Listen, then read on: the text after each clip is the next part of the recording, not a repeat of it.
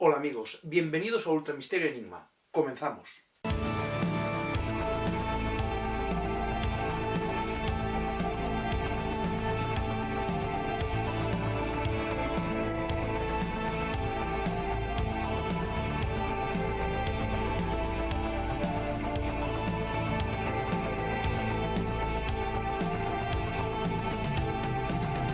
Entre la ingente cantidad de misterios que nos ofrece este universo, los saltos instantáneos en el tiempo ocupan un lugar privilegiado, llegando a contarse por miles y ocupando gran cantidad de páginas en las investigaciones del misterio. Aunque estos casos se pueden dividir en varias categorías, hoy vamos a centrarnos en esos viajes instantáneos en los que personas que están haciendo una actividad rutinaria se encuentran de repente con lo imposible, desplazándose a otras épocas pasadas o futuras. Son eventos que no suelen durar más allá de unos pocos minutos, y normalmente el protagonista viaja involuntariamente al mismo lugar donde se encuentra, pero a otro punto de su línea temporal, donde ven cómo era ese lugar en el pasado o lo será en el futuro. También existe cierto número de casos en el que la persona se sale de esa línea temporal y viaja al mismo lugar pero de otra dimensión, encontrándose con situaciones aún más impresionantes. En otros casos, los protagonistas no llegan a viajar a otra época, pero sí se ven envueltos en un vórtice temporal que les hace ver cosas y situaciones que están fuera de lugar en su tiempo. El caso que os vamos a contar hoy pertenece a este último tipo. Este caso apareció publicado en 1988 en la revista Strange Magazine, donde hablaban de un extraño suceso que había sucedido en los años 60 del siglo XX. Un hombre del que solo se conocían sus iniciales, que se corresponderían con LC, era un empresario de Southwest, en el estado de Luisiana, en los Estados Unidos de América. Se dirigía a la ciudad de Lafayette, junto a su socio, para cerrar unas negociaciones que tenía con varios empresarios locales. Iba en coche por la carretera 167. Era el 20 de octubre de 1969, las 2 de la tarde, hacía mucho calor y extrañamente, siendo una carretera muy transitada a esas horas, había muy pocos coches circulando. Esto es algo común que sucede en muchos de estos casos. Sensación de soledad, ausencia de cualquier tipo de sonido, subidas o bajadas extremas de temperatura. Él iba hablando con su compañero sobre esos negocios cuando algo le llamó la atención. Un vehículo que iba unas decenas de metros por delante de él, circulando muy lento. Cuando se acercaron, vieron que era un coche antiguo, como de los años 30 o 40, pero muy bien conservado, por lo que pensaron que era algún tipo de coche que venía de una exposición. El compañero de LC era un apasionado del mundo del automóvil y le dijo a su compañero que le adelantara para poder verlo bien, porque nunca había visto ninguno de esos tan de cerca. Efectivamente, le adelantan y se fijan en que está impecable, como recién salido de fábrica. Esto le sorprendió mucho, hasta el punto que se preguntaron qué taller habría llevado a cabo una tan buena restauración. Se fijan también que la matrícula no se corresponde con las licencias de 1969. Es muy antigua. No es posible que le permitan circular con esa placa y ven que tiene grabado un número, 1940, y está demasiado nueva. Ellos siguen pensando que viene de una exposición. Cuando se ponen a su altura, ven que al volante va una señora y lleva a una niña en el asiento trasero. Se sorprenden también al ver que van vestidos al estilo de la década de 1940, y muy abrigadas, y con las ventanillas del coche totalmente cerradas, como si fuera un día de pleno invierno. ¿Cómo podían ir vestidas así, y con todo cerrado, si hacía un calor insoportable? Cuando están terminando de rebasar al coche, la señora empezó a gritar de pánico, de una forma muy ostentosa, como si nunca hubiera visto unas personas o un coche como aquellos. Con el ruido de los coches y con todo cerrado, ellos no la oyen, pero pueden ver la expresión de terror en su cara, totalmente fuera de sí. La niña también parece muy asustada.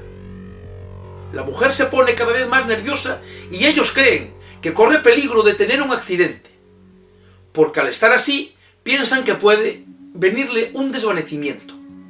Entonces le hacen gestos para intentar que se tranquilice y para que pare el vehículo e intentar ayudarla, porque en aquel momento ellos no comprendían por qué se había puesto así.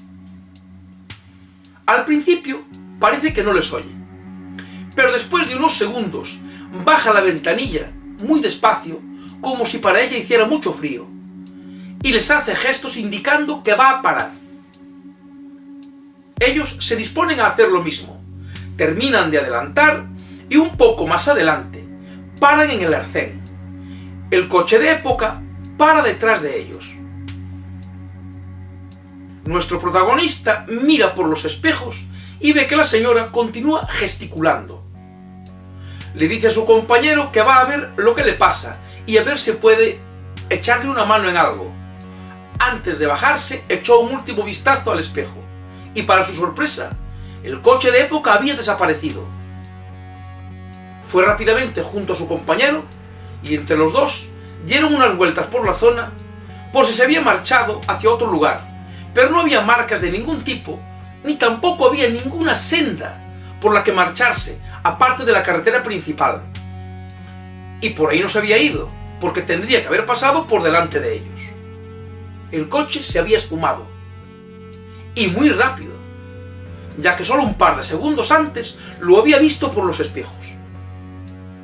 Mientras estaban dándole vueltas al asunto, apareció otro coche, y su conductor se bajó todo nervioso y se fue corriendo hacia ellos. Y les pidió si podían explicarle por qué un coche había desaparecido delante de él. Se sintieron aliviados al ver que no eran los únicos que habían presenciado esa escena. A todo esto, aparte de esos dos coches, no había pasado nadie más durante el tiempo que duró este evento. Algo extraño, como dijimos, porque es una carretera muy transitada. No quisieron avisar a ninguna autoridad para no meterse en problemas, porque era algo muy difícil de explicar. En ese momento, ellos no sabían nada de estos fenómenos, por lo que ni siquiera consideraron esa opción.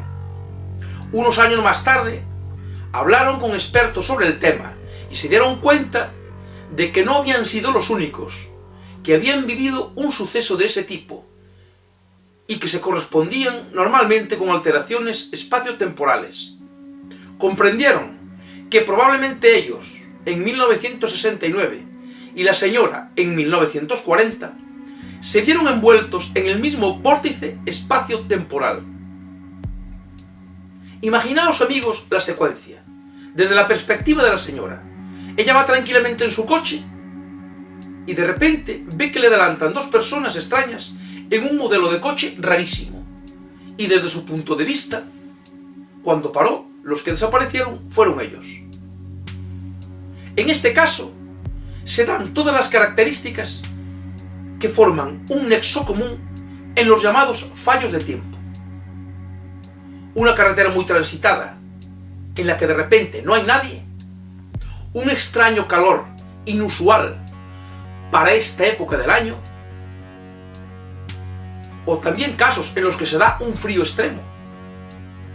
Extrañamente, en este caso, no sucedió otro de los puntos más comunes en estos sucesos: la ausencia total de sonido, como si alguien apagara un interruptor general y bloqueara todo el sonido del ambiente.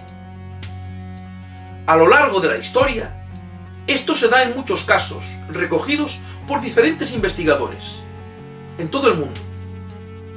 Y en casos de este tipo, que también hemos investigado nosotros.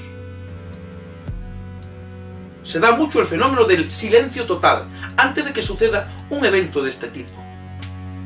En próximos programas os traeremos más casos como este, algunos nuevos y otros clásicos, porque nunca está de más recordarlos de vez en cuando, para que no caigan en el saco del olvido. Una de las posibles explicaciones a estos eventos, según algunos científicos, sería que el tejido espacio-temporal que separa diferentes realidades, por supuesto invisible para nosotros y nuestra tecnología, no es plano ni continuo, sino que sería como una especie de espuma burbujeante en la que esas burbujas, que estarían apareciendo y desapareciendo constantemente, serían los vórtices que conectan dos realidades en cierto momento, y dada su rápida formación y desaparición, igual que las burbujas que se generan en una olla de agua hirviendo, se explicaría normalmente la corta duración de estos eventos. Esta, por supuesto, es una de las varias teorías que hay al respecto. ¿Cuál es vuestra opinión sobre este caso? Amigos, esperamos vuestros comentarios. También os recordamos que si queréis enviarnos o contarnos algún tipo de experiencia paranormal que os haya sucedido o que conozcáis, podéis enviárnosla tranquilamente a nuestro correo electrónico. Nosotros leemos todos los comentarios y tenemos en cuenta todas las propuestas. Sin más, gracias por estar ahí y nos vemos en el próximo programa de Ultramisterio Enigma. Hasta pronto.